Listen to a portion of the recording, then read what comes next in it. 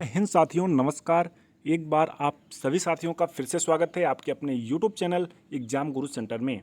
साथियों, आज का यह महत्वपूर्ण सेशन संबंधित है सामान्य ज्ञान प्रश्नोत्तरी से, जिसका यह दूसरा पार्ट है, जो आगामी किसी भी प्रतियोगी परीक्षा की दृष्टि से अत्यंत महत्वपूर्ण है। साथियों, हमने पहला पार्ट अपलोड किया था कल परसों में, आप सभी साथियों ने देखा होगा। उसी क्रम में हम आज दूसरा पार्ट आप सभी साथियों तक शेयर कर रहे हैं। साथियों, आज का मोटिवेशनल लाइन है, सही करने की हिम्मत उसी में आती है जो गलती करने से नहीं डरते हैं। सही करने की हिम्मत साथियों उसी में आती है जो गलती करने से नहीं डरते हैं। साथियों, एक बार गलती होगी, दो बार गलती होगी, लेकिन तीसरी बार अगर आपकी निरंतरता, आपका परिश्रम बना हुआ है तो आप अवश्य सफल होंगे। इसलिए इसको दिमाग में बैठाकर आप तैयारी करते रहें, सफलता अवश्य मिलेगी। यानी सही करने की हिम्मत उसी में आती है, सही वही कर पाता है जो गलती करने से नहीं डरता है। ठीक है साथियों, शुरू करते हैं आज का अपना महत्वपूर्ण सेशन। देखते हैं पहला क्वेश्चन। साथियों, पहला क्वेश्चन है, बक्सर का युद्ध कब हुआ था?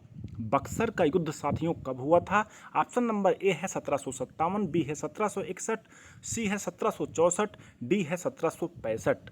तो साथियों, इसका राइट आंसर क्या होगा? ऑप्शन नंबर सी जो दिया गया है तीसरे नंबर पर, बक्सर का युद्ध साथियों 22-23 अक्टूबर 1764 ईस्वी को हुआ था। बक्सर का युद्ध साथियों, एक तरफ ब्रिटिश ईस्ट इंडिया कंपनी थी, दूसरी तरफ साथियों बंगाल का नवाब मीर कासिम, अवध के नवाब सुजाउद्दौला और साथियों मुगल बादशाह आलम द्वितीय संयुक्त रूप से ब्रिटिश ईस्ट इंडिया कंपनी से युद्ध कर रहे थे, जिसमें इन तीनों की हार हुई थी और ब्रिटिश ईस्ट इंडिया कंपनी की जीत हुई थी। साथियों, पहला ऑप्शन दिया गया है 1757 ईस्वी, जिसमें प्लासी का युद्ध हुआ था। 1761 ईस्वी साथियों, जिसमें पानीपत का तृतीय युद्ध हुआ था। इंपॉर्टेंट है साथियों, इसको भी याद रखिएगा। आगे बढ़ते हैं साथियों, अगला प्रश्न देखते हैं।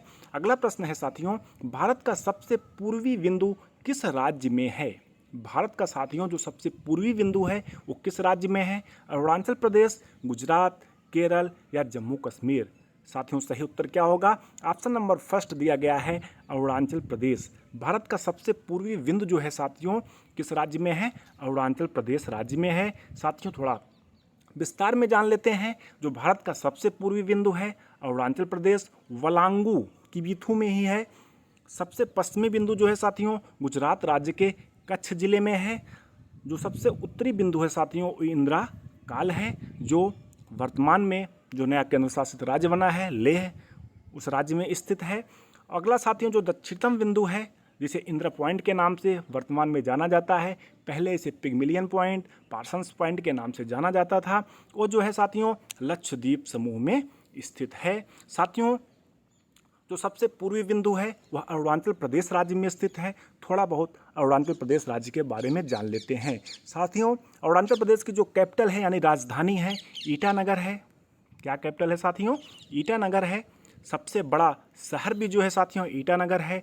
प्रेजेंट टाइम में यानी वर्तमान समय में जो अरुणाचल प्रदेश के राज्यपाल हैं वी.डी. मिश्रा जी हैं, और वर्तमान में जो मुख्यमंत्री हैं पेमा खांडू जी हैं। और साथियों, अगर लोकसभा, राज्यसभा और विधानसभा की बात किया जाए तो विधानसभा की साथियों 60 सीटें हैं और लोकसभा की साथियों 1 सीटें हैं और राज्यसभा की साथियों 2 सीटें वर्तमान में अरुणाचल प्रदेश राज्य में हैं। इस प्रकार से साथियों ये प्रश्न महत्वपूर्ण है। चारों पॉइंट अवश्य याद रखिएगा कि जो सबसे पूर्वी बिंदु है वो किस राज्य में है, सबसे पश्चिमी बिंदु किस राज्य में है, सबसे उत्तरी बिंदु किस राज्य में है, और सबसे जो दक्षिणी बिंदु है साथियों जो किस राज्य में है और किस नाम से जाना जाता है। आगे बढ़ते हैं साथियों, अगला प्रश्न देखते हैं। अगला प्रश्न है साथियों, भारत का जो संविधान है साथियों संविधान सभा द्वारा कब पारित किया गया? भारत का संविधान सभा द्वारा कब पारित किया गया? साथियों, इसका सही उत्तर क्या होगा? ऑप्शन नंबर बी 26 नवंबर 1949 ईस्वी को साथियों विधानसभा द्वारा भारत का संविधान जो है पारित हुआ था। और 26 जनवरी 1950 ईस्वी को साथियों भारत का संविधान जो है लागू हुआ था। तब से हर साल 26 जनवरी को हम सभी साथी गणतंत्र दिवस के रूप में मनाते हुए चले आ रहे हैं। साथियों, देश विदेश में सबसे बड़े जो गणतांत्रिक राज्य हैं, सबसे बड़ा जो लिखित संविधान है वो अपने देश भारत का ही है। इसको भी साथियों याद रखिएगा, इम्पॉर्टेंट है। आगे बढ़ते हैं साथियों, अगला प्रश्न देखते हैं। अगला प्रश्न है साथियों, नए राज्यों का गठन और मौजूदा राज्यों के क्षेत्रों, सीमाओं या नामों में परिवर्तन का वर्णन संविधान के किस अनुच्छेद से संबंधित है? एक बार फिर से रिपीट करते हैं साथियों, नए राज्यों का गठन और मौजूदा राज्यों के क्षेत्रों, सीमाओं या नामों में परिवर्तन का वर्णन संविधान के किस अनुच्छेद से संबंधित है? साथियों, ऑप्शन नंबर ए दिया गया है अनुच्छेद 8, बी है अनुच्छेद 1, सी है अनुच्छेद 3, डी है अनुच्छेद 10। तो दोस्तों राइट आंसर क्या होगा? ऑप्शन नंबर सी, अनुच्छेद 3 में नए राज्यों का गठन और मौजूदा राज्यों के क्षेत्रों, सीमाओं या नामों में परिवर्तन का वर्णन वर्णित है। साथियों, ऑप्शन नंबर ए दिया गया है साथियों अनुच्छेद 8। अनुच्छेद 8 में साथियों जो भारत के बाहर भारतीय मूल रह रहे हैं उनके नागरिकता का अधिकार है। अनुच्छेद नंबर 1 है साथियों जिसमें भारत राज्यों का संघ है, इसका वर्णन है। अनुच्छेद 10 में साथियों क्या दिया गया है? नागरिकता की निरंतरता बनी रहे, अनुच्छेद 10 में इसका वर्णन है। आगे बढ़ते हैं साथियों, अगला प्रश्न देखते हैं। अगला प्रश्न है साथियों, एटीपी एडेनोसाइन ट्राइफॉस्फेट का निर्माण होता है। एटीपी का निर्माण साथियों कहाँ होता है? राइबोसोम में, माइटोकॉन्ड्रिया में या गाल्गी काय में या इनमें से कोई नहीं।